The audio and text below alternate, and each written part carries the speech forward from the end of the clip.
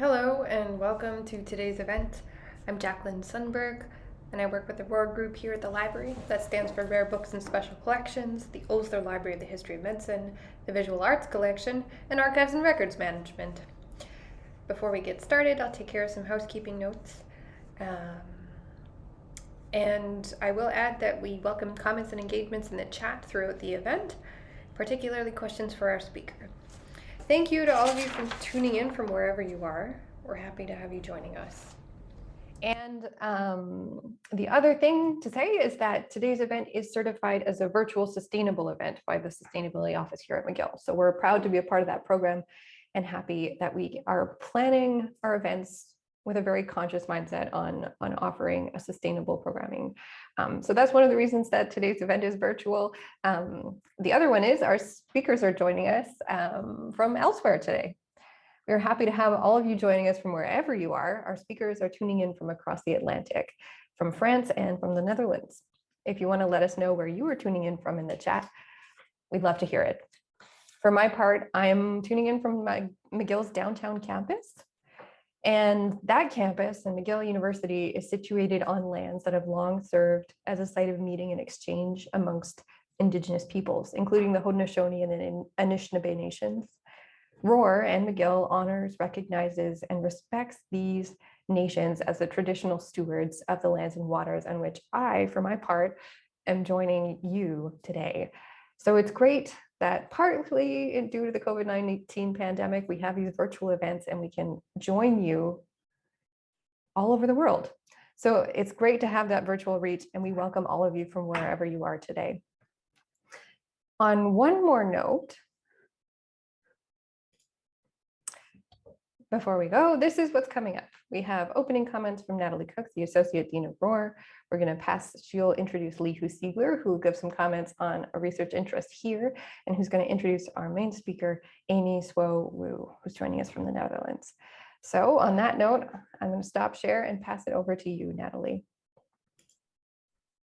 Thanks so much, Jacqueline, and thanks to everybody who's putting comments in the chat. It's really interesting to see where you're coming from. Opening today's event is a genuine pleasure for me because the subject of today's talk brings together my own research interests in codes and ciphers, and also the exciting work being done by Suo Wu. Coded communication and steganography in particular is fascinating. The idea that messages are all around us, hidden in plain sight, as it were, opens up our ROAR collections to new avenues of exploration. Recognizing and deciphering coded communication requires many of the same skills as working with primary sources, actually. Both require an openness to discovery, and both require the ability to see beyond our expectations. We're so pleased to host artist Suo Wu today and to learn of the ways to shift our expectations and to recognize what's hidden in plain sight. Our thanks also go to private donors, Ron Harvey and Doug Bagley, whose gift allowed us to apply for a grant with matching funds from the Social Sciences and Humanities Research Council of Canada. That successful grant supports deeper engagement with ROAR collections by making events like today's possible and funding the support staff that make these events run smoothly. And on that note, thanks to Jacqueline and Labiba in particular. Donations, both financial and of collections themselves, are the reason that ROAR is what it is today. A rich and eclectic research collection supporting projects from the ciphers of the times and coded communication to an operational book arts lab with a fully restored 200-year-old printing press. What motivates us at ROAR? It's to create moments of wonder through enabling encounters with our extraordinary collections. We need those gifts now as we're in a building project to completely reimagine the McLennan Library Complex. It's called Fiat Lux, Let There Be Light. And we look forward to this new building that will meet the needs of 21st century library users while giving us much needed space to preserve and share our collections with all. Thank you for your curiosity. Thank you for coming, and do reach out if you want to learn more about the collections or about the Fiat Lux project itself. Now, I'm going to introduce a trusted colleague, Leehu Sigler, who is going to give an introduction to the Ciphers of the Times project that connected us with our speaker today. Leehu is the team leader for the Ciphers of the Times project, which involves me as well. And it's an investigation of encrypted communications in Victorian newspapers. Leehu holds an MA in English literature from McGill, is a very talented writer, a skilled cryptographer in his own right, and also a puzzle aficionado. So I'm sure you will enjoy meeting him and hearing his introduction. So he's joining us today from Paris. Over to you, Leehu. Thanks, Nathalie. So hi, everyone. My name is Leehu Sigler, and I'm the coordinator for the Ciphers of the Times, which is a SSHRC-funded research project housed at McGill Library, and in which we research the agony columns of the Times. The agony columns were a phenomenon of Victorian-era society. The agonies, or personals as they were also known, were notices published on the front pages of newspapers throughout the 19th century. Uniquely, the personals were unsolicited individual contributions sent to newspaper editors anytime up to the evening before publication. The column spanned a wide range of subjects, from personal complaints and notices for lost and found pets to shadowy correspondences written in codes and ciphers. But our personal fascination with codes and ciphers did not begin with the agony columns. We began mulling over cryptic texts in 2019, when we first began researching enigmatic bills of fare. These were essentially historical menus, ranging from the 18th to the 20th century, and were written entirely in riddles. Throughout our 3-year research project, we had dived deep into the history of riddles, secret correspondences, codes and ciphers, and more. It was then that we discovered Amy Wu's fantastic book on invisible ink, a cookbook of invisible writing, which not only includes interactive and entertaining original content, but a treasure trove of historical research into surveillance, spies, steganography, and cryptography. Not to mention that it was also perfectly on theme with our appetizing menus. So when we began researching the agony columns, Wu's insights became even more pertinent. Although many of the personals were written in plain sight and featured the quotidian troubles and sorrows of individuals from the 19th century, others caught our attention with their secrets and their obscure language. We discovered that some of the encoded or encrypted correspondences occurred between two lovers desperately trying to elope, while some others featured communication between members of marginalized communities. Some of the agonies of the time even included meeting destinations for heists and other criminal activities.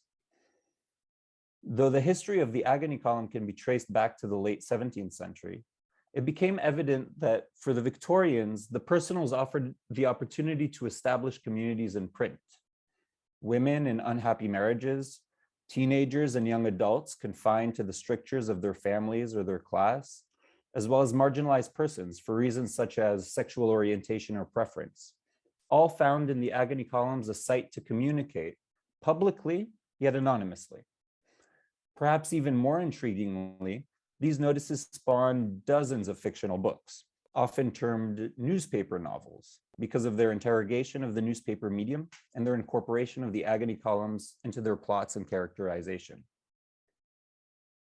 The goal of the Ciphers of the Times is to try and better understand this 19th century phenomenon by using digital tools now available to us. The Gale Digital Scholar Lab, a subscription-based research resource available to McGill students and staff, has kindly provided us with access to the Times digital archive, which includes most issues of the Times from the period.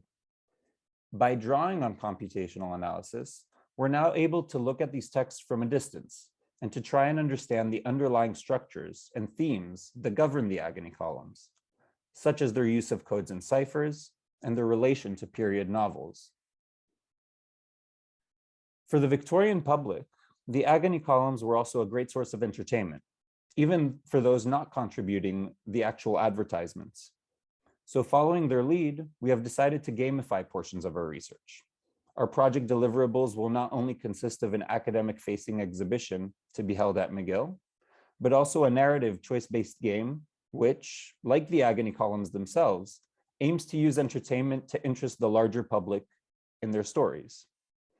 For those interested, you can follow our active project Instagram account, which I will post in chat, and McGill's Library Matters webpage, where we have just begun publishing a blog post series on the subject that is agony columns, cryptography, and more.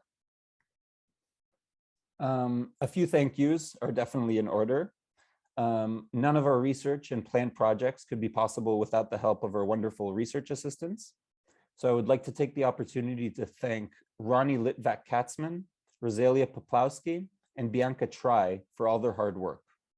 A huge thank you to Nathalie, to you, for providing us with the opportunity to illuminate this fascinating subject, and without whom this project would not be possible. And Jacqueline, thank you to you too, the backbone of all these events and so many other things that go on at McGill. So thank you. And finally, thank you to Amy Wu for participating in Hidden in Plain Sight. For those of you who may not know, Amy is an artist, a designer, and a teacher located in the Netherlands. Among many other things, she is a self-proclaimed lover of corn, of smelling the world, and of sleeping. Big relate. Today, she will be discussing steganographic practices, drawing on research she has recently published in her 2018 A Cookbook of Invisible Writing. So I'll hand it over to you now, Amy. Thank you again for being here with us. Thank you for that introduction. And thank you to Jacqueline and Nathalie for inviting me to this event and the year-long conversations and planning we've had. So I'll just jump right in. In 2013, the CIA declassifies World War I invisible ink recipes. The recipes gave instruction in how to carry invisible ink in your clothes, how to open sealed letters without detection, and how to use lemon juice and rice starch as an invisible ink. Spies were also instructed to soak their handkerchief or collars in invisible ink so they wouldn't get caught with it. These documents were released because these old techniques were now considered harmless, no longer posing a threat to national security, as advanced digital encryption has rendered them obsolete and useless. So it was with these invisible ink recipes that I started my research in 2014 in wanting to find ways to introduce analog low-tech methods to address high-tech surveillance and censorship. In World War II, this cross-stitch was made by a Nazi prisoner, Alexei Kastali. It contained a secret, but was never found by his Nazi captors. The decorative pattern in the frame is in fact a hidden message in Morse code, spelling out, excuse my French, God save the king and fuck Hitler. And it uses Amy, I'll interrupt Yes. you for a moment. I'm not sure, are you intending to show an image of it? Because so far we don't see your presentation if you're going to share the photo. You don't see it? Not Oh. yet. So why don't you try sharing again? Oops, sorry. Yes, I forgot to share. All right. Do you see now? Yes, perfect. Okay.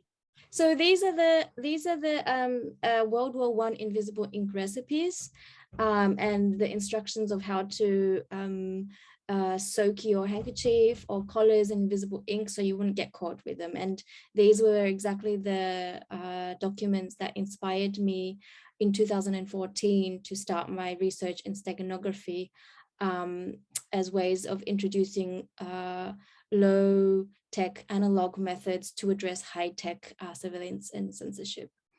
Do you see this slide now? Okay, perfect. So in World War II, this cross-stitch was made by a Nazi prisoner, Alexei Kastali, and it contained a secret, but was never found out by his Nazi captors.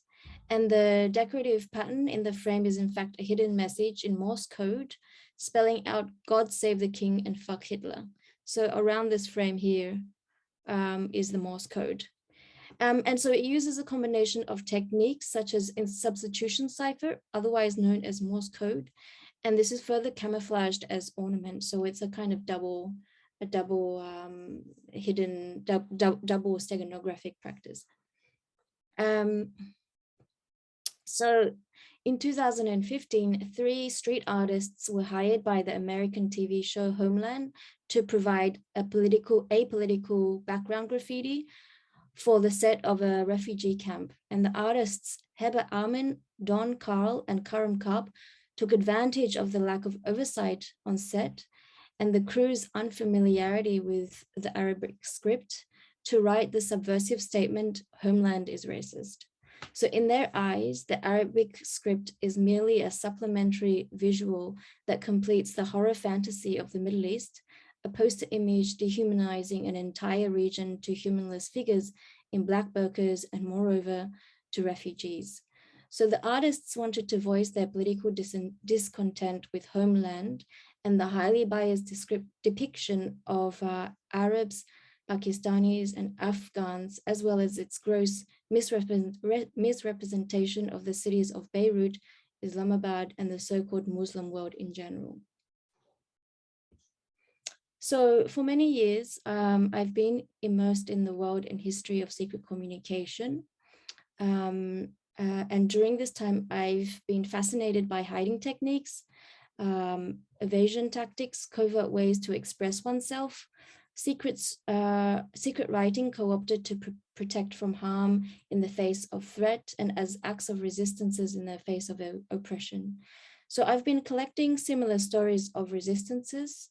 And I think looking back, I believe I was amassing a personal trove of tactics as if to remind myself that resistance at whatever cost is possible.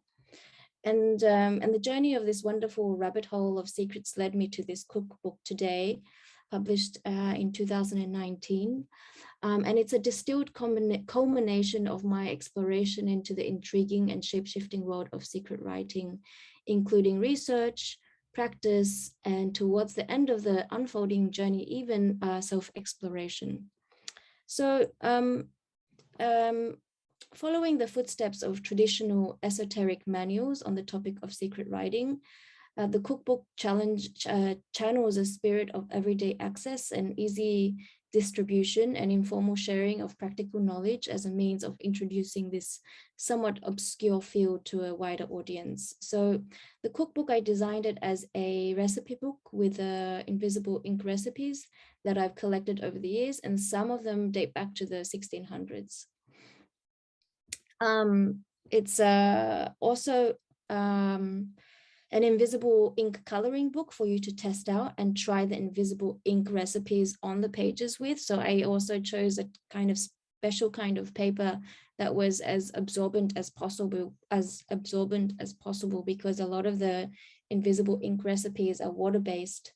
And so the reason for that is in my research, I came across the fact that you would, to make it completely invisible, you had to make sure the paper wasn't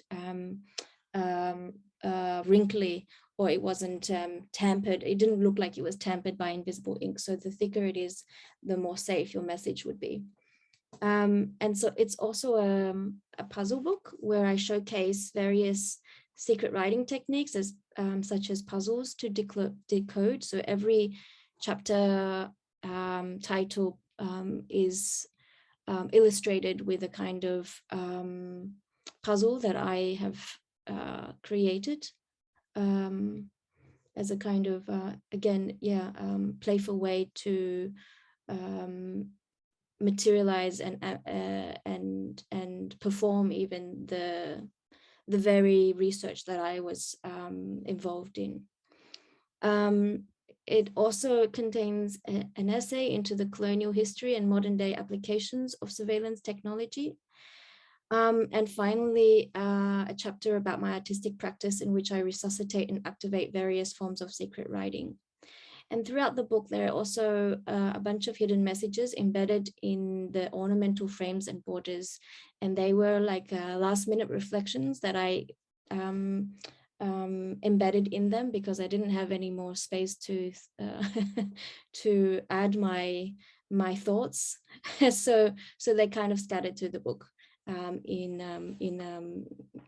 pretty floral frames around the book.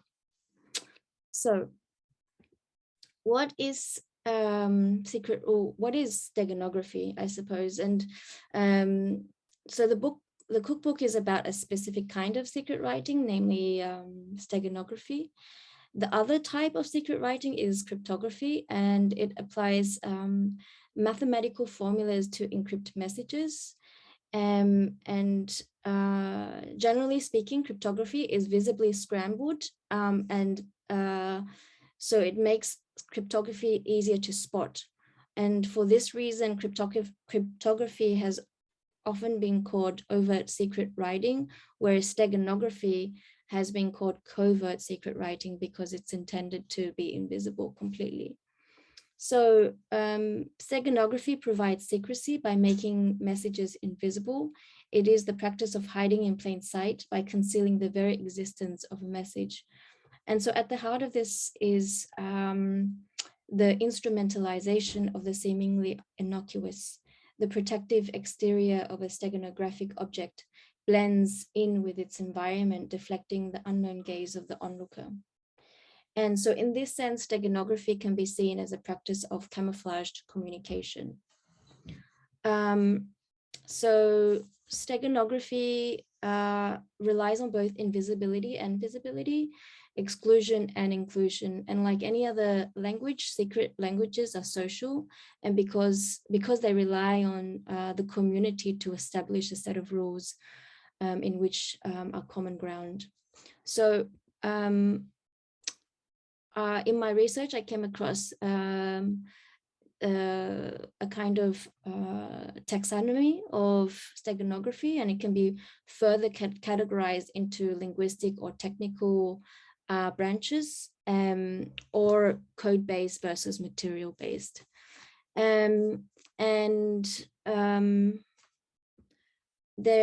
Here's like let's say a diagram of the basic principles.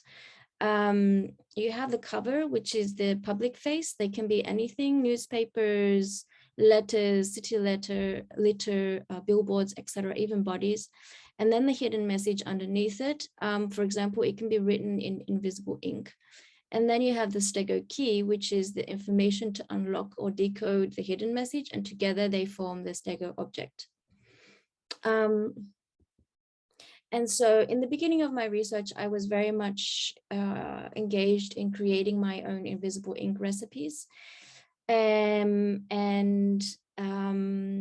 Invisible inks are basically inks that are invisible until they're activated, and they can be activated in 4 ways, namely through optical means, UV light, thermal heat, mechanical, for example, through throwing something on it like sawdust, and chemical activation, which is a chemical reaction that makes it more visible, or makes it visible in general.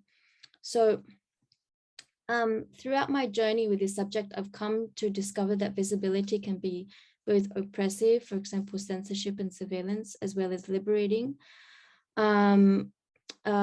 such as a form of legitimizing or a form of legitimizing marginalized groups such as women and people of color. And secret writing has been used as top-down mode of control and manipulation, as well as a bottom-up tactic of resistance. And perhaps the best known application is in the world of espionage in relation to military intelligence, counterintelligence operations, and whistleblowing. And from the 14th century onwards, steganography was used by alchemists and scientists who wished to keep their secrets about the natural world. And during the Renaissance, when an increasing reliance on mathematics propelled advances in cryptography, secret writing was used to conceal secrets of the state rather than secrets of the nature. And also within the realm of interpersonal communication, secret writing also facilitated forbidden love and helped prisoners communicate with each other. And so today it is often used to control the production of knowledge as well as trade secrets for commercial profit and copyright, but also used socially and politically by women, queer communities, prisoners, and those who live in places with restricted freedom of speech to speak out in ways that offer some form of protection. And politicians are also known to employ dog whistle politics, encoding languages in such a way to speak to certain audiences, and also overlooking some. So, and then I would also say that subliminal messages in commercials can also be seen as a form of hiding in plain sight. And so throughout the years, I've developed a body of work around the idea of steganographic publishing, making public politically sensitive work that is hidden in plain sight, and on many objects that people often regard as innocent or ordinary and non-threatening. And often this has taken the form of feminized forms, such as fashion and laundry and textile. So I first explored the idea of the body as a site of publishing in the project Thunderclap. It's what I call a steganographic zine that piggybacks on fashion accessories to publish and publicly distribute the suppressed writings of a Chinese anarcho-feminist by the name of He Yanzhen, who was born in 1886 to 1920. And the work camouflages into the streets of Beijing by way of using QR code and Shenzai fashion, which is a trend that uses nonsense English on clothing in a context where English is not meant to be read, but functions as a decorative element. And I was really intrigued by how this Shenzai fashion inadvertently rendered bodies into walking billboards, surfaces that have the potential of not only revealing historically invisible biographies hidden in plain sight, but also inserting subversive work within public space. I'll just show you a quick video of the work presented in Sydney, where this was shown in 2020, I believe. So.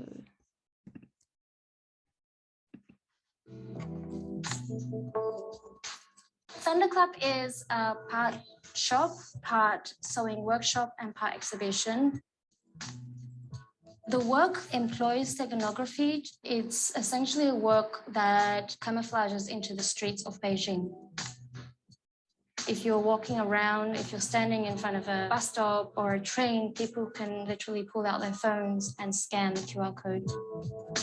And if they do, they download an essay, which is the original essay of He Yanzhen. He Yanzhen was a Chinese anarcho-feminist from the turn of the 20th century, and her feminism was very much rooted in class struggle and capitalism.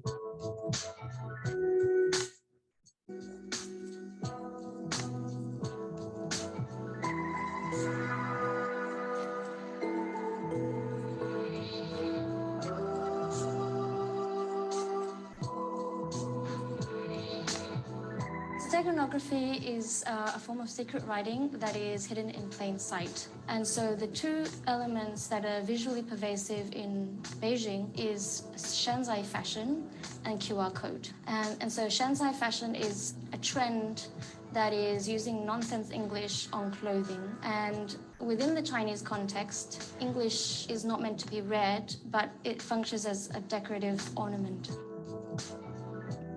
And so I've used this kind of visual rhetoric to camouflage within China. And also the QR code, because it provides this innocent cover to spread knowledge. The main role that I took for this work was to really amplify her work so that there are other non-Western feminist perspectives. And I think it's important not just for He Yanzhen, but other feminists coming from non-Western backgrounds. And it's the first work that really brought me closer to understanding my heritage.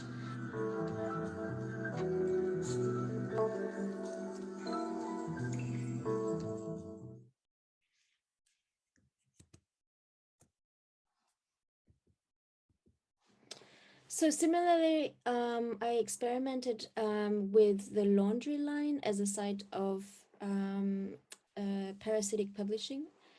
And in the traditional courtyard residencies in Beijing called hutongs, bed sheets and blankets are hung on laundry lines that stretch from entrances of homes onto the street. They can be read as transgressive objects because of their migratory nature, trespassing the lines between public and private. And so bed sheets are also a perfect cover, literally and metaphorically speaking. The blanket is a nondescript agent, undetectable, but unremarkable. And because of its ordinariness, it is free from suspicion and can smuggle or air out private information into the public setting. So as a metaphor, laundry carries a similar connotation. To launder is used to refer to the act of legitimizing illegally obtained money, to wash away its questionable traces. In contrast, to air out dirty laundry is similar to disclosing secrets publicly. The first speaks about its erasure, hiding, removal, suppression, censorship, and the latter refers to revealing, talking, making public, leaking, and publishing. So this inspired this next work, which is the thunderclap work printed on the medium of a blanket. And here I tried to hang it in the local residencies, in the local hutongs that I did my work in, which then inspired this next work called Hutong Whispers. And so what it is, it's a steganographic catalog of steganographic publishing projects camouflaged as a laundry line. So the exhibition co-ops 3 omnipresent elements, much like Thunderclap: bed sheets, Shanzai fashion, and the Chinese phenomenon, Chinese fashion, Shanzai fashion, which is the phenomenon that features nonsense English, and of course the QR code, exploring them as covert media to publish sensitive and suppressed knowledge. So Hutong Whispers takes advantage of the unreadability of English in the context of its use as ornamentation, staging the aestheticization of foreign language as a steganographic medium. And this installation is designed to be eventually placed back into the traditional residential alleys of hutongs in Beijing, so that it may return back to its original or natural habitat, the context in which it was designed for. So over the course of the project on steganography, I have encountered many examples of innocuousness and femininity being performed as an embodied part of steganographic practices. These practices often take advantage of perceptions of innocence, especially during wartime in the 20th century. Secret messages were often masked as women's work, such as the cross-stitch sampler by the Nazi prisoner, or even knitting done by female secret agents and the quilted blankets of the Underground Railroad. The fact that decoration and ornamentation are so frequently co-opted as carriers of secrets speaks volumes about their perceived societal value. It speaks about their deemed frivolity, counting on the fact that one is sure to miss it. Which brings me to the recurring motif of stereotypes used as deceptive devices, extending from the trustworthy old lady who smuggles code in her knitting to the eccentric artist who's able to cross enemy lines. So my immersion into this topic has led me to a few questions, which are still to be researched, which are: how are steganographic practices tied to the performance of innocuousness and femininity? What can steganography teach us about gender roles and the values assigned to them by society? How are gender roles and racial stereotypes tampered with to subvert and camouflage? And how can steganography be a critical tool to investigate stereotypes, social norms, archetypes, and things that we take at face value? So here's another image of the Hutong Whispers. I think this concludes my presentation. I would like us to do a little exercise. Do you think we should take a little break before we go further, or would you like me to introduce the exercise already? I think you can go ahead. Yeah. People okay. need to scrounge for materials. We can have a few minutes, but yes, go ahead. Okay. All right. Then I'll just continue with my activity that I had planned for today. So the technique that I wanted to introduce for this activity is called the Cardan Grille. It's around 400-year-old as a method, and it's said to be one of the safest forms of communication. And what it is a piece of grille or cardboard or paper with holes cut into it. And so when the grille is placed over a larger message, the holes line up with the specific letters in the letter underneath it, revealing the message within the larger letter. So I would like to play a very funny and playful version of this Cardan Grille in a recent meme that came out perhaps last year, just to give you an idea of how Cardan Grilles can be thought about. I'm just gonna, this is the one. Cheese of truth. Your relationship is toxic. Cheese of truth. Stop texting your ex. Yikes. Cheese of truth. Your friend wants to practice making babies with you. Cheese of truth. Okay, you get the idea, right?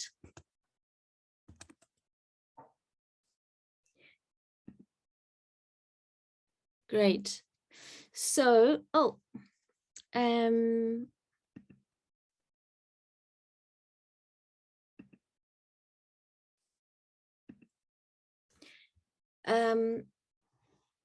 so for the activity, I think Jacqueline had already sent some information previously, but for this exercise, short exercise, it would be great if you could find any printed material as the basis of your hidden message. It can be a newsprint, it can be a magazine, it can be a textbook, anything that you have around you. And the short exercise is to create a Cardan Grille to unlock the message within the printed material. So you're essentially creating a key. So you can use this opportunity to explore poetic rereadings, or you can find new critical voices or new ways of redirecting meaning. And it's a rather kind of playful and quick exercise. And I think, I don't know how much time we have, but We've got a little bit of time here. What we're going to Yeah. do after this, I think, is open it up for questions. If anybody has questions for Amy, you can start putting them in the chat and I will voice them on your behalf. So we'll have that sort of back and forth in a bit, but we can take the time to do this now. My question I put in the chat, I love the cheese of truth, but how do you use this method to intentionally communicate a message to a recipient? Do you have to somehow give them the physical grille that you created? Is that the exchange that happen? Yeah. If you were to do it, if you wanted to actually send a secret message, I think you would have to work backwards. So you would have to first create your message and your grille at the same time, and then you kind of add in the kind of words around it to hide the original message or the true message. And then I think you would send the grille and the cover letter and the grille separately. So through two Is this the different- kind of method that people would use for like existing known popular texts? Like to say, Well- oh, you would use this page of the Oxford English Dictionary, this item, and then you would send them a Grille and you could communicate a message that way. Like, so your printed matter would be common, but the Grille would be unique. Actually, I was talking to a friend of mine, and she's Dutch. She lives in Rotterdam, here in Rotterdam, where I live. And she said that up until the 90s, the Dutch banks would send their PIN code this way. Oh, So they would send a bunch of scrambled numbers in Yeah. one letter, and through another letter, the Grille. interesting. So I'm cutting out my random Grille at the moment. And I think someone else, at least one, has succeeded. There's one in the chat. The coded message is reasonable designations impose employer. I'm reading them out on your behalf. If anybody else wants to share their poetry, their secret message, can put it in the chat and we'll voice it for you. Maybe what we can do is also like, maybe we can, I don't know, give like 10 minutes, and then and then people can like hold it up and show what they've done, like all together at the end. That's a great idea. We can definitely do that. So my question to you, as I talk and cut at the same time, this particular method, the Cardan Grille, where in your research process did this one, like, how did you come across this one? Is this something that you encountered in a historical source or in contemporary practice? I came, it's been so long. It's been, as I meant, it's like 8 years since I began this research, but I think I came across it through just online research. I don't recall coming or finding it in historical resources, but I did, as an artist, find, let's say, I attempted to kind of revive or resuscitate this technique through another artwork that I didn't present today, and it's called Greetings from the Invisible Borderlands. And what I did was I used Google Maps as the cover. So I pointed a participant, I emailed the participant the link to the Google Maps, and I asked them to resize it to a specific size, and then I sent them a postcard, which looked like just a pretty print, and then through another email, I sent them instructions of how they should cut it, and then they should align the postcard on the resized window browser of the Google Maps link, and then the message would come through. So the experiment there was, I feel like I want you to send it to me so that I can do it and experience the message. But yes, I can send it to you. Actually, I actually have I still have that work available. Uh-huh. And one person in the chat asked, can we have a break to go and get materials? And the answer is yes, we can. Go and get materials if you need to go find some printed matter or something that you can safely cut up. So feel free, go now, go and grab your materials. I'm gonna have a drink of water, and mine so far is revealing just not, I think my holes are not the right alignment. So it's nonsense poetry that's coming out of my Grille.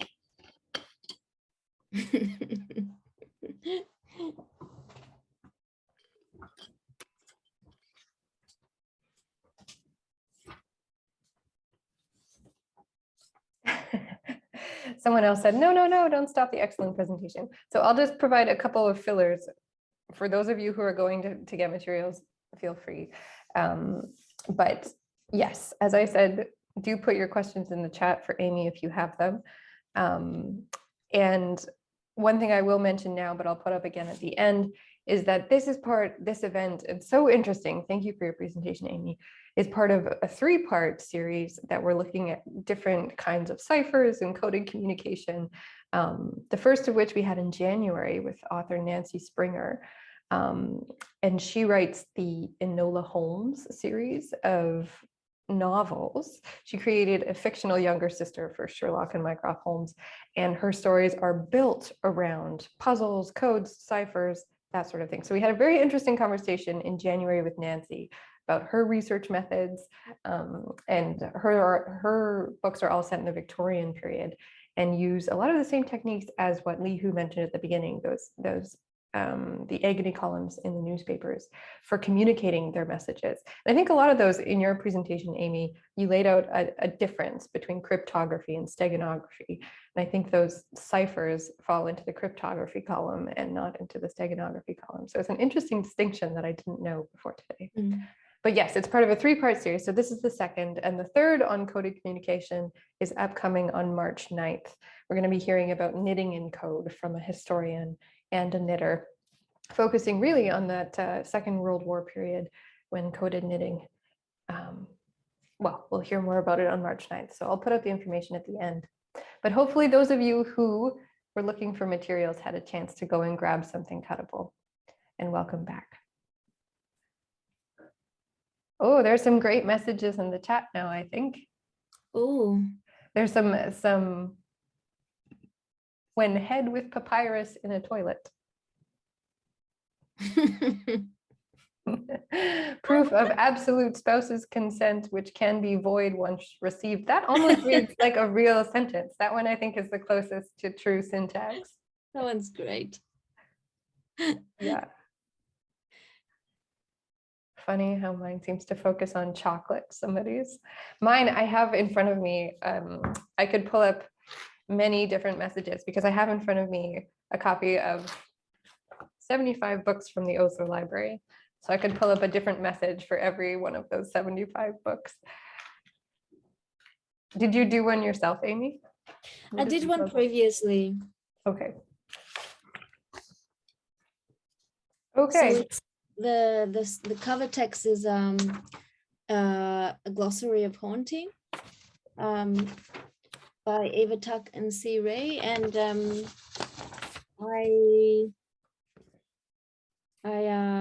I think what I did for this one, because there's a couple of ways you can approach it. You can do it randomly, but you can also kind of try to look for a new sentence within the existing sentences and create kind of, like a rereading of it. Whereas I think this one is not really a rereading, but it just highlights the essence of it. So it reads, Odysseus is the myth of the colonizer. Odysseus is the myth. I can't read. I don't remember how I did it anymore. Odysseus is the myth of the colonizer, hungry, slowly becoming a ghost. Odysseus is the monster. Huh. So that's kind of the essence of the text. Yeah. There's a few others. One reads, my memory, the readers, one way through so far as possible. So, and the additional comment is, I like this as possible real poetry. And it's true, that one reads like it has greater depth than what's imposed by a random piece of paper. Mm-hmm. A question comes in from Maeve. Have people ever used this technique for fortune telling or guidance, like with I Ching or tarot? That's a good question. I mean, I think that's what the meme implies, the meme Cheese of Truth. Right. I think it's touching upon this kind of, foresight. But that's a good question. I don't know. Well, it definitely, as you mentioned, has the possibility of being a viral meme. So yeah, there you go. Yeah. You could create a version of it. I have, there's another one. There's a few. Oh, and Leehu, your comments well taken. He says, interesting that this seems to be the reverse of blackout poetry. Mm. And Indeed. so a few more from the crowd. Stichomancy is one, this comment comes in from Maya. Stichomancy is sort of like that, but not Oh. quite the same. Do you know that one, Amy? Stichomancy? Neither do I. Stichomancy. Stichomancy.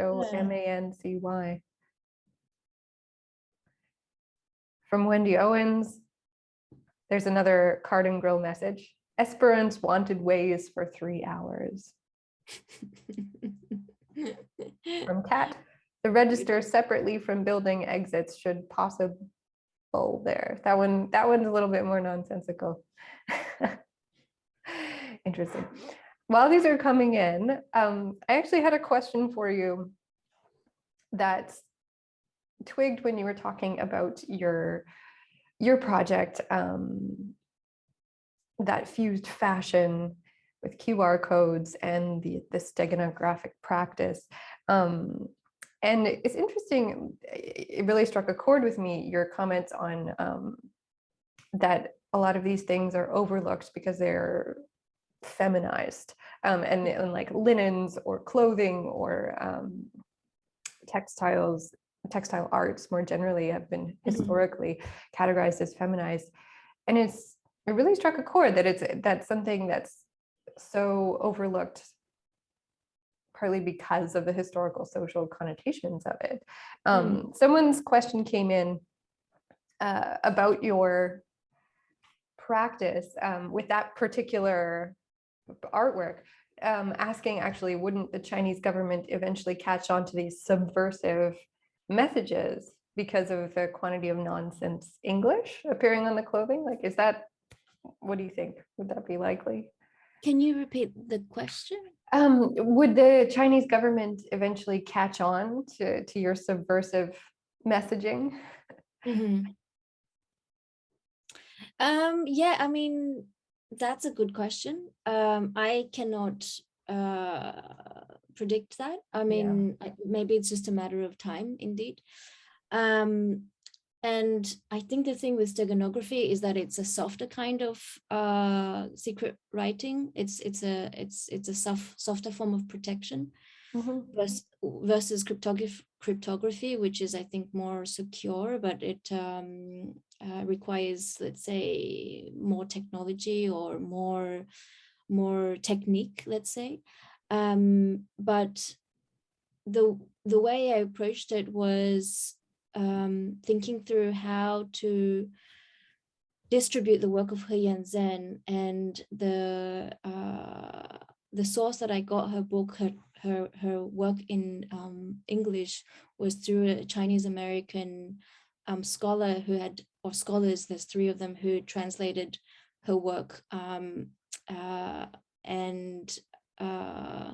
so it does, the book circulates in China, but it's written in English. So when I was in Beijing in 2017, when this work was created, I had just discovered her book. I was really fascinated about her work, and I was asking people around me who consisted of academics, activists, feminists, artists, journalists, and nobody knew about this figure that had really changed the course of modern history. She co-authored a journal, a radical anarcho-feminist journal in 1908 that had first translated the Communist Manifesto from Russian to Chinese as one of the first people. And so the feminists brought in communist thought, and nobody talks about this history or is very much aware of it in China, in the context of China. So the translators of He Yanzhen, they kind of, their speculation is that her work was lost through history, but also deliberately erased. So there's definitely a sensitivity to her work.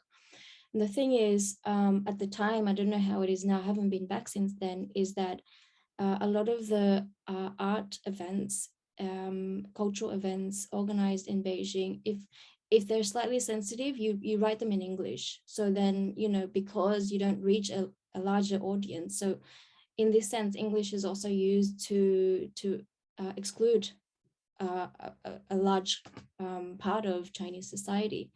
So I use English in this way, but also because it was also decorative, and it's there to kind of look ornamental, and